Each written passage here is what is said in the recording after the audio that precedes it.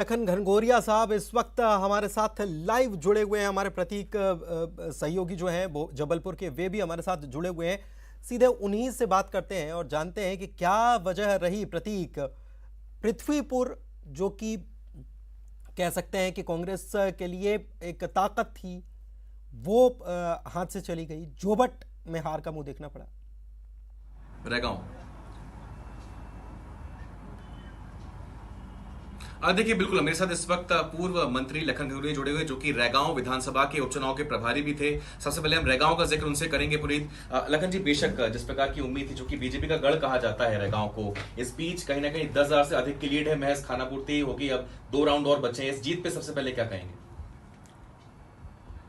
रैगांव की जीत रैगांव के एक एक कांग्रेस कार्यकर्ता की जीत है। रैगांव की जनता की जीत है, जो बरसों से छली जा रही थी। उसको एहसास हुआ कि हमेशा उनके साथ छलावा हुआ है। वर्तमान सरकार की नाकामी, ये तमाम ऐसे कारण थे कि जनता के साथ साथ कांग्रेस का कार्यकर्ता एक रूपता और एकजुटता के साथ पूरा चुनाव लड़ा, इसलिए सरकार को भी हारना पड़ा चुनाव।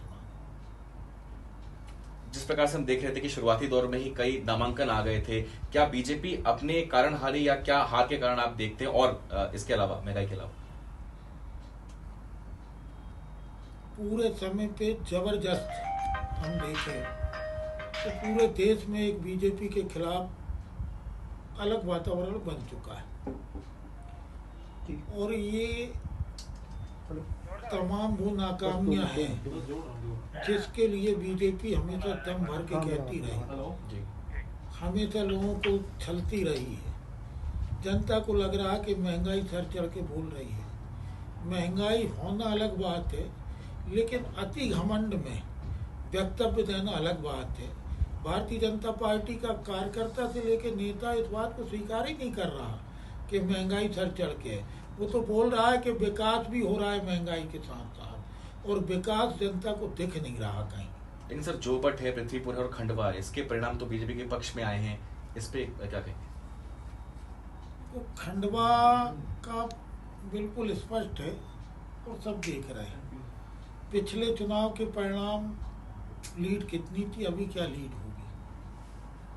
सरकार उपचुनाव को सिर्फ राजनीतिक दल नहीं लड़ती, अकेले लड़ते हैं, सरकार भी लड़ती है। दो तरफ से चुनाव को लड़ना पड़ता है, एक तो सरकार से, एक राजनीतिक दल से। कहीं कांग्रेस वहाँ सरकार से लड़ने में कमजोर हुई होगी, इसलिए वहाँ के अप्रत्याशित रिजल्ट आए। लेकिन रैगांव में हम ये कह सकते हैं कि रैगांव का कार्यकर्ता सरकार से भी लड़ा भारतीय जनता पार्टी। जी पुनीत जी प्रतीक, महंगाई का जिक्र कर रहे हैं लखन घनघोरिया साहब, तो सवाल एक बनता है उनसे कि इतनी महंगाई में केवल एक सीट से कैसे चलेगा?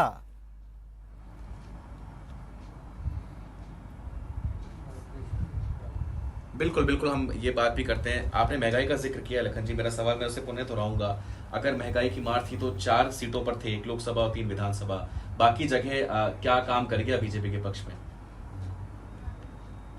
एक तो आप यदि इसको सिर्फ मध्य प्रदेश तक सीमित रखें जी, तो बड़ी अतिशयोक्ति होगी। ये आंदोलन, ये पूरे चुनाव 29 विधानसभा और 3 लोकसभा में हुए। और यदि आप पूरे परिणाम उठाएं तो देशव्यापी जो नाकामी है वो भारतीय जनता पार्टी के सामने निकल के आई है। अब रह गया सवाल कि मध्य प्रदेश के 4 चुनाव होना थे। 4 चुनाव में रैगांव एक बड़ी परंपरागत सीट थी भारतीय जनता पार्टी की, जो 7 बार से भारतीय जनता पार्टी जीत रही थी, 5 बार से जी। एक बार बीएसपी जीती, एक बार जदयू जीती, मतलब 7 बार से कांग्रेस जीत। तो अपने दावे किए जा रहे हैं, नतीजे तो जो है वो सामने है। भले ही महंगाई का जिक्र बार बार कांग्रेस कर रही हो कि महंगाई का एक बड़ा मुद्दा था, लेकिन महंगाई का मुद्दा क्या एक ही सीट पर था? क्योंकि नतीजे जो आ रहे हैं या रुझान जो आ रहे हैं और देश भर में जो चुनाव हुआ है उसके बाद जो तस्वीर बन रही है, क्या कहा जाएगा?